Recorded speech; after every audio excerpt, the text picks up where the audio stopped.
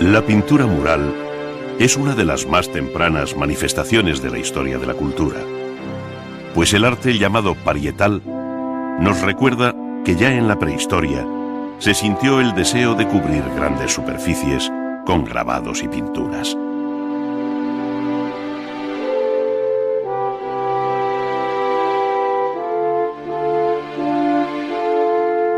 Desde entonces hasta el mundo contemporáneo, las grandes composiciones murales han representado la expresión más ambiciosa del arte de la pintura.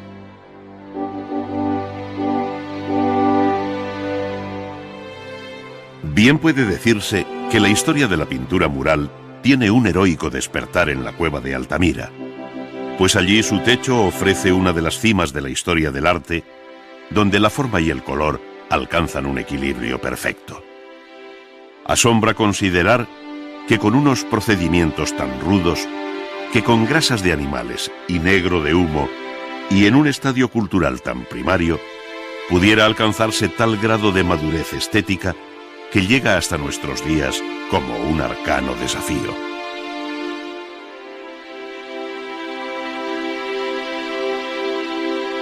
En la zona de Tebas y cerca del Valle de las Reinas, subsisten las ruinas de la diminuta aldea llamada de los Artesanos, donde vivieron los autores de las pinturas murales de la tumba de Sen-Nutem, hecha a finales del segundo milenio antes de Cristo, cuya ejecución y técnica aquí se revive. Después de preparar la superficie de la roca con barro mezclado con paja y de dar sobre este una capa de yeso fino, se preparan los utensilios para fijar sobre el muro los límites de la composición. Con la regla bien nivelada, se traza la línea horizontal básica y su paralela más arriba, repitiendo la operación con las dos líneas verticales que cierran lateralmente el campo sobre el que se va a pintar.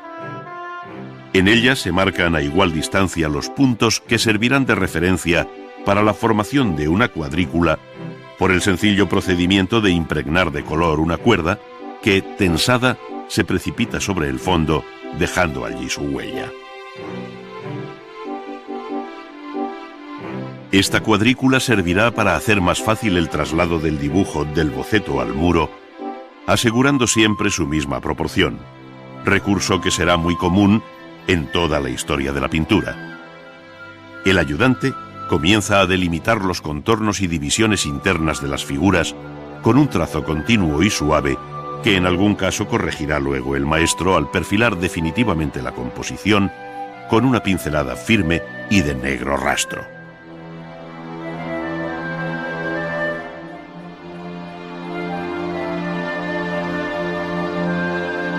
Se van preparando así los distintos campos cromáticos, se eliminan las líneas que ya no interesan y se empiezan a dar los primeros toques de color con un vasto pincel hecho de junco y machacado en su punta. Con él coge el color de unos cuencos de barro en los que se han disuelto en agua los distintos pigmentos de origen mineral, añadiendo algún aglutinante vegetal como la goma arábiga, de acuerdo con lo que se llama una pintura al temple.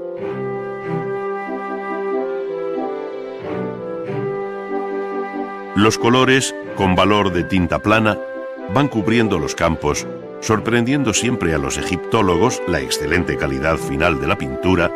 la brillantez del color y la precisión del dibujo conseguidos con unos pinceles tan rudimentarios. El pulso y la pericia de estos pintores, que además trabajaron en aquellas cámaras subterráneas bajo la luz pobre y llameante de unas lámparas de aceite, hicieron posible escenas como esta en la que el dios Anubis, reconocible por su afilada cabeza de chacal, vigila el rito funerario ante la momia de Sen-Nutem.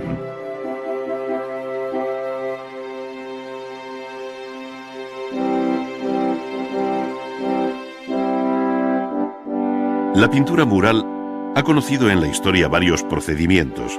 y así en Roma se utilizó la técnica al fresco,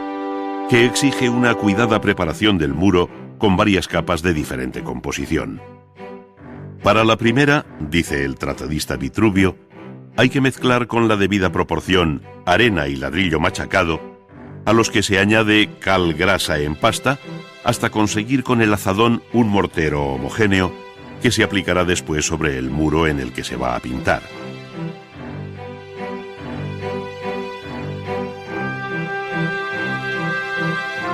Estas operaciones previas, más propias de albañil que de pintor, no las hacía siempre el propio artista, sino gentes especializadas de su equipo. Mientras uno preparaba la mezcla, otro la extendía, repitiéndose esta misma operación hasta 3 veces y mojando inicialmente el muro para que el mortero agarrase bien.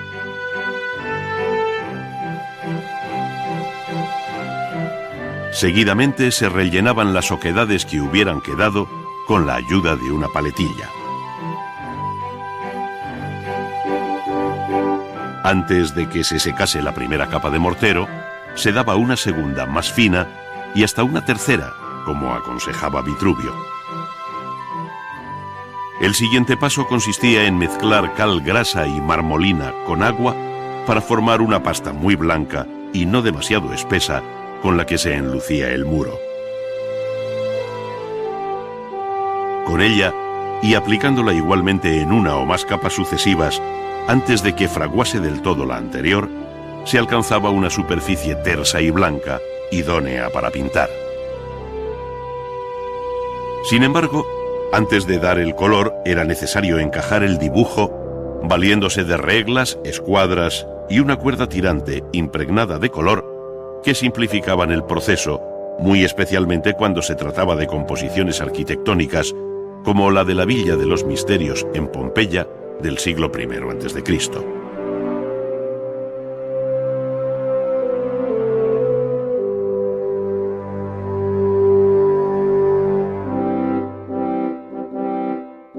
Cuando ya está apurado el dibujo de todos los elementos y molduras, surge el pincel llevando los colores de procedencia mineral que, como el verde de manganeso o el rojo de cinabrio, se diluyen en agua. La capa del enlucido, aún fresca, fija los colores, formando cuerpo con él tras una pequeña reacción química que asegura una larga vida a la pintura. Una vez seco el fresco, es frecuente apurar las últimas pinceladas y detalles con leves toques al temple. El acabado final consistía en pasar un paño impregnado de cera o aceite caliente, sin excluir una mezcla jabonosa que posteriormente se puliría por un procedimiento tan sencillo como el de frotar con un paño seco hasta hacer salir el brillo deseado. La pintura mural vivió en el Renacimiento italiano una verdadera edad de oro, que culminó en el siglo XVI con el juicio final de Miguel Ángel en la Capilla Sixtina. La figura central de esta extraordinaria composición es la de Cristo Juez, cuyo dibujo preparatorio, con las mismas medidas que el original, se va a trasladar al muro ya preparado y debidamente humedecido. Para ello es preciso dar un primer paso consistente en sacar un calco del original a base de repasar con una cierta presión las líneas principales de la figura con el cabo del pincel o un instrumento similar, a fin de que se queden marcadas en otro papel de iguales dimensiones que está debajo, llevando en este caso entre ambos una suerte de papel carbón. Sobre el calco o copia se repasan con carboncillo las líneas marcadas para proceder después y con gran paciencia a taladrarlas con un instrumento punzante, un clavo o una aguja gruesa, preservando así el original de esta interminable serie de orificios, aunque en otras ocasiones se hizo sobre el propio dibujo. Este calco acribillado por multitud de diminutos agujeros se lleva al muro para pasar sobre ellos una muñequilla impregnada de polvo negro que dejará una huella de puntos sobre el muro blanco. A esta operación se le conoce con el nombre de estarcido y quedará completa con el repaso y unión de todos los puntos, ahora ya con el pincel. Antes de comenzar a trabajar la figura principal, el pintor da color al fondo con azul lapislázuli, mojando constantemente el enlucido, pues no puede olvidarse que la técnica empleada es el fresco, el buon fresco, como llaman los italianos a la pintura que no mezcla el fresco con el temple.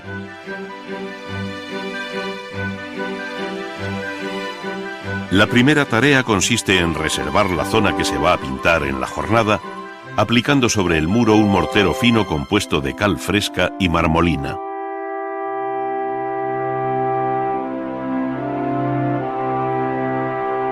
El pintor comienza atacando las sombras con pinceles de distintos tamaños y a veces con la ayuda de una esponja, pudiéndose observar cómo el color y el modo de dar la pincelada contribuyen a dar forma y volumen a la mano, de tal manera que sobre la superficie blanca inicial va surgiendo una mano viva y expresiva que esconde la tensión de una anatomía subyacente. Otro tanto sucede con el poderoso brazo, cuyo gesto es el centro de atención de todos, hasta convertirse en el punto culminante del juicio final. Con el mismo orden, va surgiendo el volumen de la cabeza, donde todavía se ven las líneas de puntos que guiaron el dibujo del pincel. Estos desaparecen bajo la mano segura del pintor, que en capas sucesivas va añadiendo pintura, cuidando siempre de mantener un determinado equilibrio entre las luces y las sombras con las que modela la figura.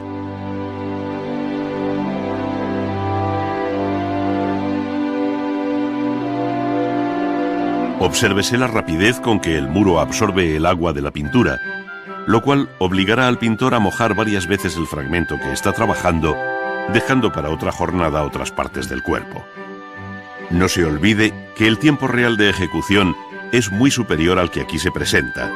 de tal modo que se calculan en algo más de 400 las jornadas que Miguel Ángel empleó en la ejecución de todo el conjunto, de las que unas 7 corresponderían a la realización de esta figura de Cristo.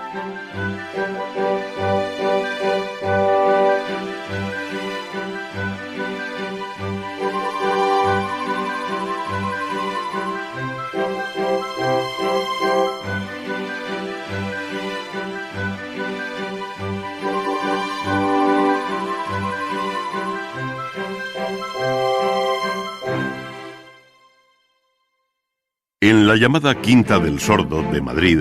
donde vivió Goya entre 1819 y 1823, pintó el artista aragonés un extraordinario conjunto mural que, por el tono dominante y el carácter del mismo, conocemos como pinturas negras.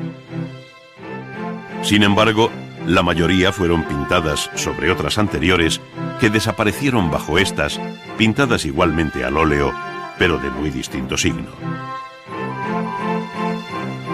La primera imagen no puede ser más opuesta a las que le sucedieron, pues frente al tono primaveral y alegre, al brillante colorido, las pinturas negras venían a ser la negación de todo, de la luz, de la forma y del color, al menos tal y como entonces se entendía. Entre los nuevos asuntos que allí trató, figura el de dos viejos comiendo, en una visión tan desgarrada y expresionista como la propia técnica empleada,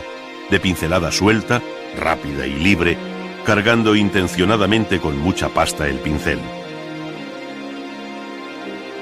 No parece existir boceto alguno, y todo invita a pensar que se trata de una pintura inmediata, improvisada,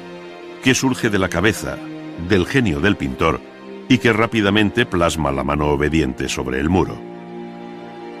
Las pinturas negras, hoy en el Museo del Prado, representan sin duda una de las páginas más modernas del gran arte de la pintura mural.